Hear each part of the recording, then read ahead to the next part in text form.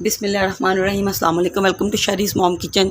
तो शरीज़ mom kitchen में मैं बना रही हूँ खुबानी की चटनी। बहुत ही टेस्टी और मज़ेदार बनती है। बारबेक्यू के साथ खाएं तो इसका मज़ा तो बाला हो जाएगा। तो यहाँ पे देखिए मैंने तकरीबन 300 ग्राम के करीब ली है इसमें खुबानी, और इस खुबानी में मैं तकरीबन 3 गुना पानी डाल दूँगी और इसमें तकरीबन 1 लीटर पानी जाएगा। तो 1 लीटर इसमें मैंने पानी डाल दिया। खुबानी को अच्छे से आपने पहले वॉश कर लेना ताकि डस्ट वगैरह निकल जाए। और इसके साथ देखिए मैंने तकरीबन 100 ग्राम के करीब ये ली थी इमली। तो इमली को मैंने पानी में अच्छे से भिगो दिया था ताकि इसका पल्प अच्छे से निकले। तो इसका पल्प भी निकाल के इसी में ऐड कर देंगे। फ्लेम को मैंने ऑन कर दिया है और ये इमली का पल्प डाल देंगे। पल्प डालने से ये बहुत खट्टी मीठी सी चटनी बनेगी। इसका फ्लेवर बहुत अच्छा बनेगा और इसे सॉफ्ट होने तक हम लोग ढाँप देते हैं ताकि ये थोड़ी गल जाए। फिर नेक्स्ट प्रोसेस करेंगे।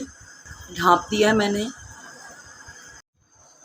बिस्मिल्लाहिर्रहमानिर्रहीम, अस्सलाम वालेकुम, वेलकम टू शरीज़ मॉम किचन। तो शरीज़ मॉम किचन में मैं बना रही हूँ खुबानी की चटनी। बहुत ही टेस्टी और मज़ेदार बनती है। बारबेक्यू के साथ खाएं तो इसका मज़ा तो बाला हो जाएगा।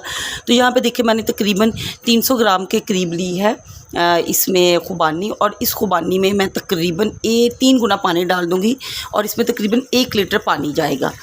तो 1 लीटर इसमें मैंने पानी डाल दिया। खुबानी को अच्छे से आपने पहले वॉश कर लेना ताकि डस्ट वगैरह निकल जाए। और इसके साथ देखिए मैंने तकरीबन 100 ग्राम के करीब ये ली थी इमली। तो इमली को मैंने पानी में अच्छे से भिगो दिया था ताकि इसका पल्प अच्छे से निकले। तो इसका पल्प भी निकाल के इसी में ऐड कर देंगे।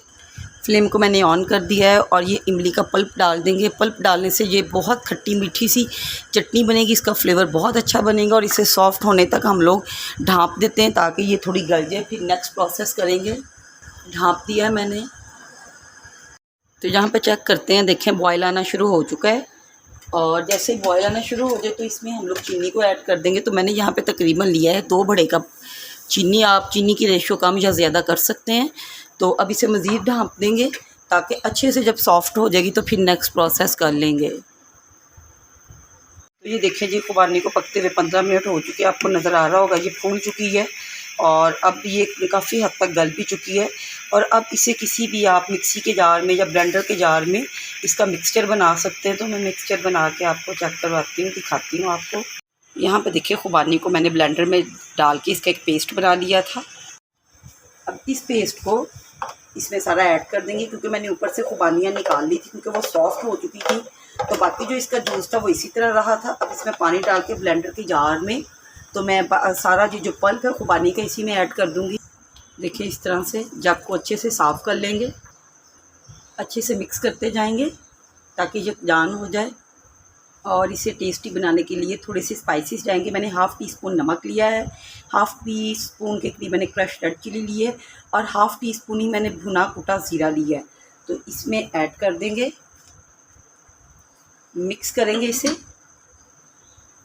तो यहाँ पे देखिए मैंने अदरक के छोटे से 2 स्लाइसेस हैं, मैं वो ऐड कर रही हूँ। अगर आपके पास सूंड का पाउडर है या ड्राई जिंजर पाउडर है, आप वो भी ऐड कर सकते हैं। इसके साथ बहुत ही ज़बरदस्त टेस्ट आएगा इस सॉस का। और इसमें मैं ऐड करूँगी चारों मगज़। इसमें बहुत अच्छे लगते हैं, लेकिन इन मगज़ों को इस्तेमाल करने से पहले आप अच्छे से वॉश कर लें क्योंकि बहुत डस्ट होती है।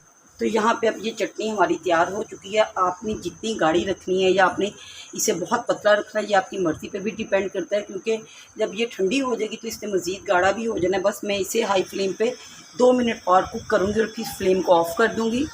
यहाँ पे देखिए बड़े बड़े बबल्स आना शुरू हो चुके हैं। तो इट मीन्स हमारी चटनी ज़बरदस्त किस्म की बनके तैयार हो चुकी है।